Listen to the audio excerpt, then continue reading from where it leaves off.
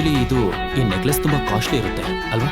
ಗೌತಮ್ನ ಮಾತಿನಲ್ಲಿರುವ ವ್ಯಂಗ್ಯ ಶನಾಯಗೆ ಅರ್ಥವಾಗಿಲ್ಲ. ಅವಳು ಹೆಮ್ಮೆಯಿಂದ ನೆಕ್ಲೆಸ್ನ ಬೆಲೆಯನ್ನು ಎಲ್ಲರೂ ಕೇಳುವಂತೆ ಜೋರಾಗಿ ಹೇಳಿದ್ಲು. ಹೌದು, 1.5 ಕೋಟಿ. 1.5 ಕೋಟಿನ? ಅಂದ್ರೆ ಶನಾಯಂಗಿ ಡೈಮಂಡ್ ಕೊಟ್ಟವನು ತುಂಬಾನೇ ಬುದ್ಧಿವಂತ. 5 ಲಕ್ಷ ಡೈಮಂಡ್ನ 1.5 ಕೋಟಿಗೆ. ವಾವ್. ವಾಟ್ ಎವರ್, 500 ರೂಪಾಯಿ ಜೇಬಲ್ ಇಟ್ಕೊಂಡು ಓಡಾಡೋರ್ಗೆ ಡೈಮಂಡ್ ಬೆಲೆ ಹೇಗೆ ಗೊತ್ತಾಗುತ್ತೆ?